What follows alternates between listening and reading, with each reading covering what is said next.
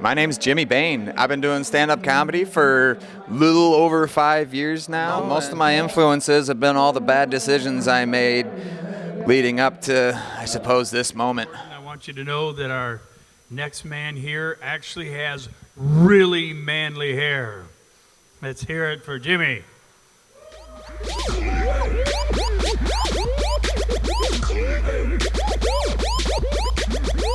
Greg has amazing hair. Look at this man's hairline. He's 77 years old today, folks. Gorgeous. Gorgeous. I got high on life last night. I almost OD'd. Let me say that again. I almost overdosed on life. It's far too easy of a drug to get. Anybody can get it. You in the front, ma'am. Have you got a life? She's holding. I got high on life. I blacked out. I don't know what happened. I woke up this morning, I was wearing a suit and tie. I had updated my resume. There was a stack of completed job applications next to me. Y'all almost lost me. My girlfriend was on top of me doing conventional CPR. Going, relax, damn it! Relax! Don't you try on me. Don't you ever try on me. I'm just joking, I don't have a girlfriend. And I didn't get high on life last night. It was marijuana. Where are my weed smokers? Have you heard that they've legalized marijuana in Uruguay? Across the board, whole country, completely legal. It's so cheap, everyone's selling it. Weed's so cheap in Uruguay right now, you can afford it even if you live in Uruguay. You know what I'm thinking. Forget moving to Uruguay, I like Netflix. Love that. I watch TV.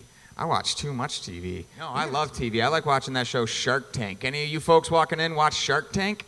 Love that show. No, never heard of it.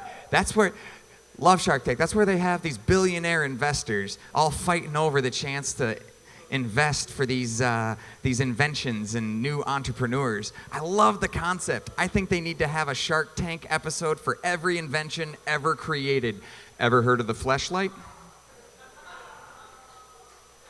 That's the TV I want to watch. I want to watch a guy sell a pocket pussy to someone that can afford every real vagina on the planet. No. Hear me out. It's a flashlight that you make love to. Get the hell off of Shark Tank. Where the hell did we let these people... How did they even get past security? Who's next on Shark Tank? Yes, you, sir. Well, I've invented the male roofie. It's basically 6 ounces of NyQuil, shaken over ice, poured into a martini glass, garnished with a Viagra. Ladies? I'm just joking, I have a girlfriend.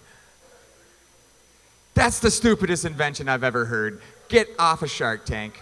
What the hell's wrong with these people? Is anyone here selling anything worthwhile? Yes, you in the back. Weed? I'm selling weed. Brilliant! I'll give you $50,000 for a 10% stake in your company, and I'll take a nickel bag for the ride home right now. Those are great inventions. Some of them aren't great inventions. Anyone here ever heard of a neti pot? The neti pot? Anyone ever tried the neti pot? No, of course you haven't, because you've talked to the people that like this thing, and they're psychotic. No, it's super easy and it's fun. First you boil saline. Boil what? Fuck you. No. You boil saline and you put it in this cute little pot. It is a cute little pot. And then you funnel it into your nose. Let me stop you there. I have a head cold. My nose is stuffed up. I'm trying to feel better. And you want me to waterboard myself in the shower with boiling seawater? This sounds like the kind of torture that it would take for me to actually suggest that my friends try this crap. You will tell your friends about the neti pot. No, it's disgusting. You will like us on Facebook and share a post. No, it's so annoying. No, don't.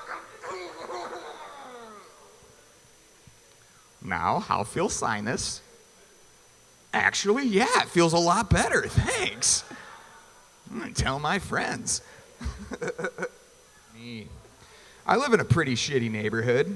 It's a low-income area. We call it Michigan. We can call it that because we live there. It's cool. I know I live in a pretty bad neighborhood because my neighbor stole my sprinkler the end of last summer. I knew it was my sprinkler because it was still attached to my house, running. Terrible ass kids running through it. Yeah, my neighborhood's bad. You ever notice that the worse the neighborhood gets, the cheaper the prostitutes get? That's a good thing. Because personally, I don't think I'd ever have sex with a prostitute. Actually, the last thing I would do is have sex with a prostitute because having sex is free because, I'm smart and I know how to talk to people. And I've had far too much free sex in my life to not actually play with this concept. Let me get this straight, ma'am. I'm going to give you $100 and you'll do anything I want for the next hour? Put this bucket on your head and tune my piano. I need a good target for the ping pong balls. And make it snappy. You have to be a clown at my niece's birthday party in 15 minutes. I told that joke before with my sister in the audience. She was like, I was wondering where he got that clown. She was good.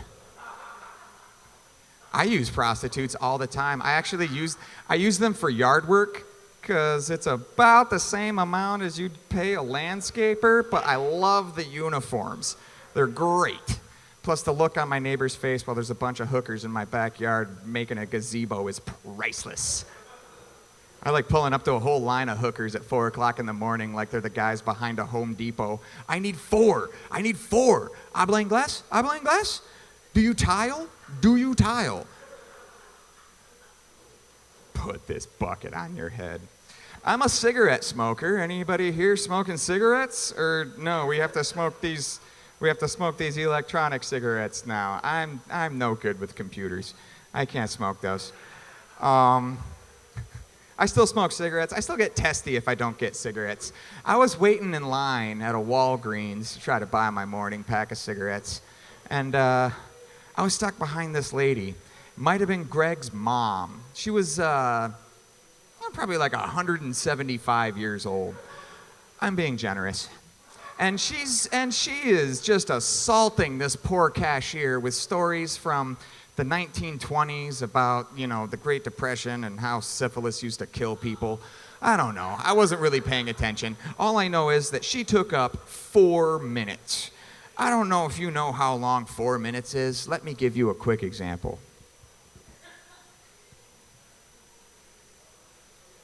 That was 4 seconds. Aren't you bored? Oh my God. So she finally turns around and sees that I'm standing behind her, starting to pace like a tiger in a cage. And she says, "Oh, did you want to go ahead of me?" I said, "Nah, go ahead. I'm going to rob the place anyways." She packed up her coupons and the pictures of the grandkids, and she was out the door. If you ever want to jump the line at a Walgreens, say that. I get to the front, and the cashier's like, "Jimmy, you're an asshole." I'm like, "Yeah, I know. Let me get a pack of Camel Lights and all the money in the cash register." She's never given me any of the money. But she did say something weird. She says, "We don't call them Camel Lights anymore. We call them Camel Blues." Why? I'm like, "Well, if you get emphysema from what you believe is a diet cigarette, You get to sue anybody, me included, and we don't want that to happen. So we name them after crayons now? That doesn't seem right for the kids. At least is Crayola getting a couple new colors out of this? Hacking cough yellow? Iron lung gray? Low birth weight purple? Ooh, that's the one you'll laugh at? That's fucked up. About 8 years ago, we lost one of my personal heroes, and it takes a lot to be considered a hero to me. This man was a great educator. He was a great entertainer. His name was Steve Irwin. And anyone that can positively impact so many people's lives the way he did is a hero to me. And I know you all know 8 years ago we lost poor Steve. And they recently interviewed the crew that was with him when he died, and they told the crew what his last words were. And Steve Irwin's last words were, "I'm dying." And that was a sobering fact for me, and that made me really sad. But then I remembered that it's Steve Irwin, and he approached everything in his life with tenacity and just happiness. So it probably sounded more like, "Oh, I'm dying! Woo!" Too soon? Too soon? Bullshit. Too soon? It was 8 years ago. You think that was too soon? You should have seen it in Vegas the day he died. The entire town just cried out in unison, just, "Oh! Who had Stingray? Nobody? Nobody had Stingray? Oh!" Hi, my name is John Hauser. I have been doing comedy for just over 2 years now, 2 years and a week actually. I'd have to say some of my biggest influences are probably Louis C.K. I also I like Bill Burr quite a bit, big fan of Brian Regan. I like PJ Walsh, another great influence, good friend of mine. And you know, I'm going to keep doing this as long as I continue to enjoy it. And I really appreciate everybody that I met through doing comedy, and the crowds have been a lot of fun. And you guys here at the Warehouse were great, so thank you so much. I had a lot of fun. You guys were awesome. Here comes John Hauser. I know as soon as I came on stage, a lot of you in the room are asking yourself the same question, so I'll go ahead and just, you know, we'll get this out of the way. I am not the gay ginger from Modern Family. That's not, it's not a thing, is it? I know every time I say that too, like there's always a few women in the back, they're like, oh. I was recently the victim of racism as well, so I know how dirty it can be. I know how awful that can be. But here's the thing, like that doesn't happen I wasn't used to that. That's not something I grew up with. So when it happened, it was actually on St. Patrick's Day. Luckily, like I didn't recognize it at first. Luckily, I had my token black friend with me, which, I mean, if you don't have one, get one, definitely. They'll help you out a lot. His name is Ike. You might know him. He's a good guy. Like, I didn't notice it. It was St. Patrick's Day. This guy comes over, right? Total stranger. He says, "Hey, I bought you a shot of Irish whiskey because I saw your red hair and it's St. Patrick's Day. Woo, Irish." And now, here's the thing, guys. I'm not Irish at all. Like, I'm Scandinavian, right? Like Ike was talking about, like, he's got all the melatonin because he lived in a place with the sun. We haven't seen the sun in centuries. Like, it's the darkest fucking place. There were gremlins, like, migrating out there. Like, we need more light. This is stupid. This is ridiculous. So I'm not Irish at all, but, you know, I wasn't going to refuse the shot because I'm also a very polite alcoholic. So I did the shot. I explained to the gentleman. I said, "Hey, thank you for the shot. I'm not Irish. Common mistake. Thank you. I appreciate it." He's like, "Well, you're going to be Irish for me today because you're red. You got red hair. You're an Irishman." All right, whatever. Now, I didn't think anything of it until my black friend Ike came over and he goes, "Why are you not more angry about this?" I'm like, "Well, I mean, it wasn't the best, you know, scotch in the world, but I don't," he's like, "No, that was fucking racist." I'm like, "Please explain." He said, "Well, you realize that guy came over to you and said, 'You must be Irish because you all look the same to me.'" Holy shit, you're right. Like, it never occurred to me. So now I just try to get free shots of whiskey whenever possible, and I get angry. And they're like, "Fucking Irish!" You're like, "No, you're not. You're Scandinavian." Holy shit, there's another one. I didn't know that. Called me out. The thing is, though, about being a ginger, you guys, like, you have to live life a little differently. These are the types of things that gingers run into, the experiences we have, that a lot of you people don't, you know, understand. I try to put it in perspective because you can't really understand, so I try to think about it this way. Like, if they were to remake some of our favorite movies, but they use gingers instead. This is like, they would be so much different. Like, for example, if they redid the Star Wars, they're making the new Star Wars movies. You guys have heard about that, right? You guys heard there's the new ones, the last 3 are coming out? And that's kind of my side plan, is to get famous enough in comedy so I can like Samuel L. Jackson myself into one of those movies, you know what I mean? Like, I mean, why not, guys? Like, wouldn't you love to see a ginger Jedi, right? A ginger Jedi, wouldn't that be awesome? Or as I'd like to call it, a ginjai. Like, that would be, you know, like, they could give me an orange lightsaber. Sam L. had a purple one. What's the problem? Like, I don't, but the movie would be different, you guys. Star Wars, like, if they redid Star Wars with a ginger in the starring role, like, that would be a 10-minute movie. You know what I mean? They start out on Tatooine. They got Luke, you know, but he's a ginger. They're at the rest stop, or the checkpoint area, and the you know, the stormtroopers are trying to get him. They're like, can we see your identification? If that was a ginger and sitting in the passenger seat, he'd like, you know what, let's skip all that bullshit. These are the droids you're looking for, and I will choke this old man out right now if you get me out of this fucking sun. Seriously. Put me in a leather suit. I don't care. Is it black? Perfect. All right, even better.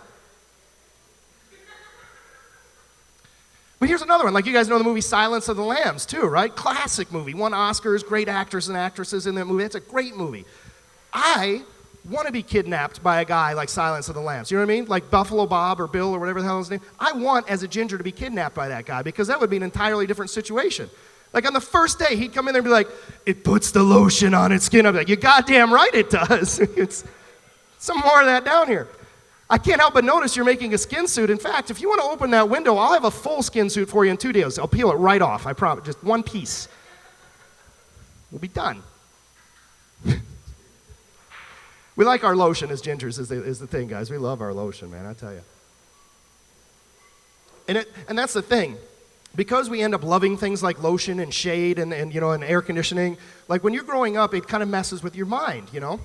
Now, I'll tell you a story. I'm single now, but I was dating this girl this summer, and you know, she was a redhead too, you guys. So, like, I thought I had it made. She was a redhead. She was great. We got along really well. She was beautiful. And I'm like, I get to find another redhead, so she'll be able to relate to the problems I have, and I thought it was going to be perfect. But here's the problem. You put 2 redheads together, now you're compounding the issue, right? Like, I mean, I don't think we'd have zombie babies or anything. I don't know. I mean, redheads don't get laid a lot, so there's not a lot of, you know, I don't know. Maybe they do. But it was almost worse, because now we were both confused about life's little things. You know what I mean? Like, I remember one of the first times that you know, early in our relationship, we were sitting on the couch, and things started to go really well. You know what I mean, guys? And guys in the room, you'll back me up on this. I got to hear those 3 words that every man in this room loves to hear. Every man in those 3 words, right, guys? She just leaned over to me and she said, "Hey, go get protection." Yes, right? Like, that's. But at the same time, I'm also a ginger, right? So I bolted for the bedroom, but by the time I got there, like, instinct just took over. So I ended up coming back from the bedroom with a bottle of sunblock, and she had a very confused look on her face. Protection, right? You got the. Oh, you're right. This is SPF 15. There's a full moon. I'll get the 35. That's a good call. I forgot. Thanks, honey. But see, those are the kinds of things that we had to go out of our way to invent a new term to use in that situation so we wouldn't be confused, right? Now, you guys don't have to worry about this, but if you want to use it, go ahead, take it, that's fine. We're not together anymore. But we, instead of calling it protection or condoms, we started referring to them as sex frisbee. Sex frisbees. Now, I came up with this term, but again, you can use it. Here's the reason why I call them sex frisbees, you guys. Ladies in the room, try this out, and you'll see what I mean. Next time you're with, like, your boyfriend or your husband or whoever you settled for that night, I don't know, you could be whores, I don't know. Don't know you that well. I'm just, you know, I don't want to put pigeonhole you here. So when like you're laying in bed, you know, and things are about to go down, you pull that condom out. Next time you do that, let him see it, and then whip that thing down the hallway and see if he doesn't take off like a dog after a frisbee. You can even mess with him, like, you can let him see it and be like, just fake throw it and be like, you still got it in your hand. Sex frisbees, use that, take it. It's a good one. I'm trying to, like I said earlier, I am single. I'm trying to date, but I'm 36 years old and single, so that really makes it difficult because, like, at that age when you're single, see, I can't date the women my age, you know what I mean? Because they've already given up hope, and I wasn't there when it happened, so it's unfortunate, but. So, like, the only other option I have is to date the younger girls, you know what I mean? And, like, a lot of times when I say that, my friends or guys in the audience will be like, whoa, yeah, younger chicks. Well, here's the other problem, you guys. I'm just old enough to where I don't have any idea what the hell they're talking about anymore either. You know what I mean? Like I went out on this date this one time with this younger girl, and well, I mean, first of all, she wasn't that young because the judge was very clear about that. But I mean, she was in her early 20s, so we're out on a first date, and I'm trying to get to know her, you know, just common, you know, small talk. And I said, what kind of music do you like? And she said, I don't know. I guess I like Florida. All right, that's kind of strange way to answer a question, but I'll play along. I like West Virginia. I don't know. It's weird.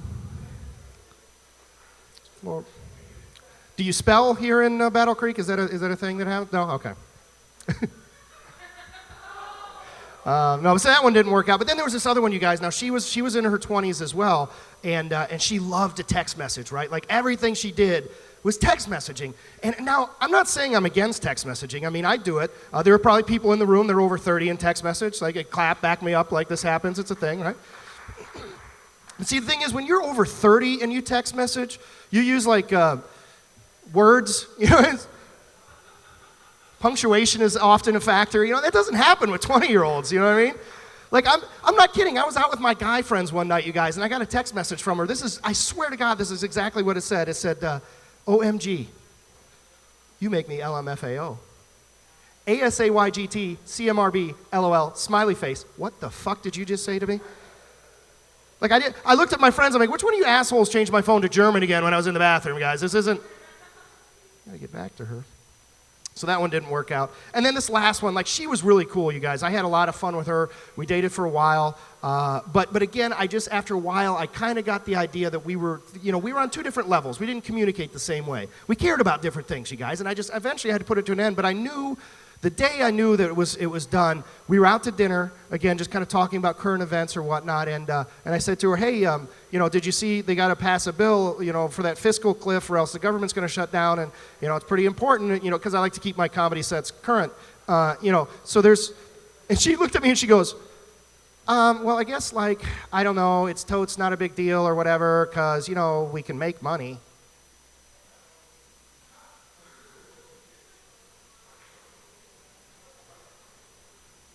Like, I thought she was stuck, guys. I didn't know what to do. And I didn't have any point of reference for it either. The only thing I can think of, you remember when you were younger and your Nintendo would freeze up on you from time to time, Like, after a while, all I could think of was that, so I eventually just reached over and grabbed her by the ears and went,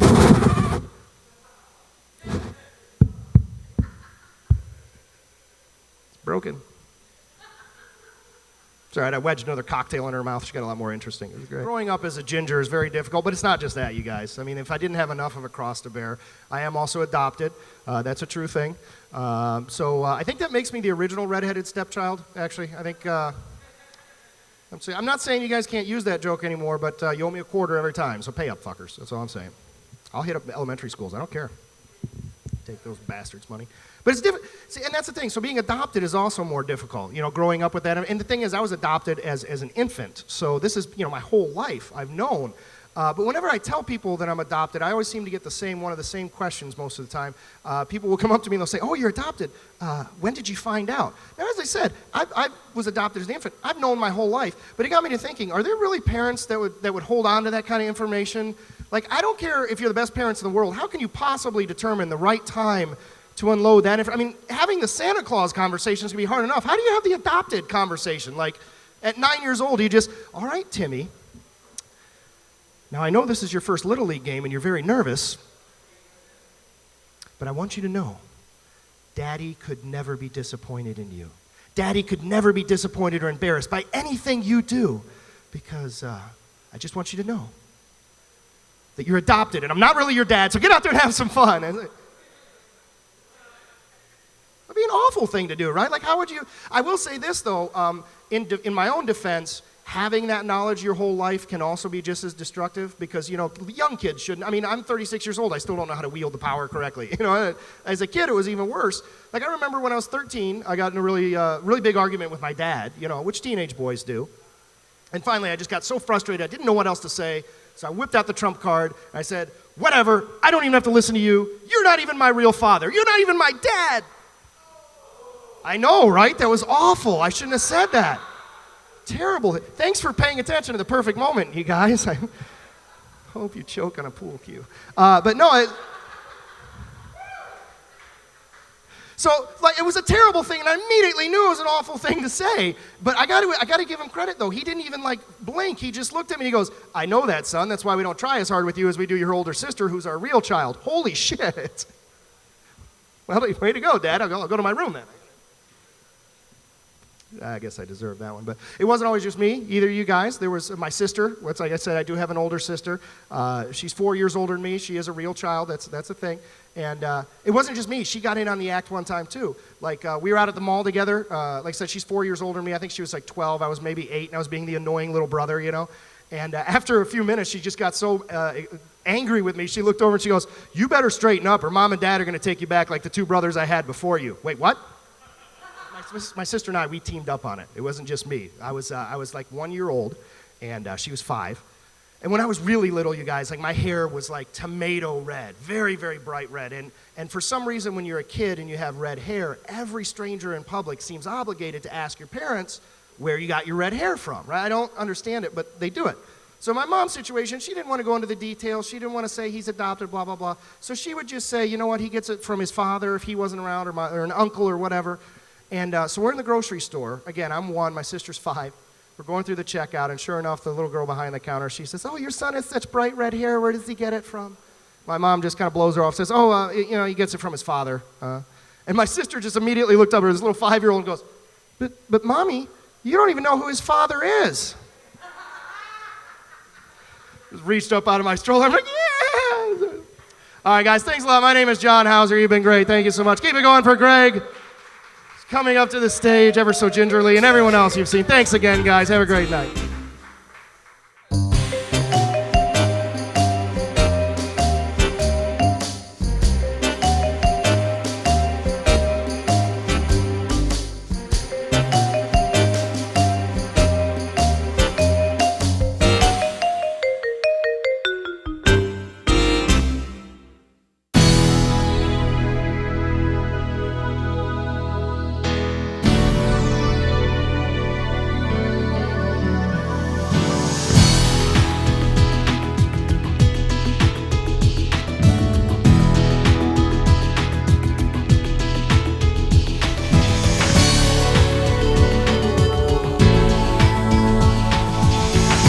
Access Vision. Your voice, your community.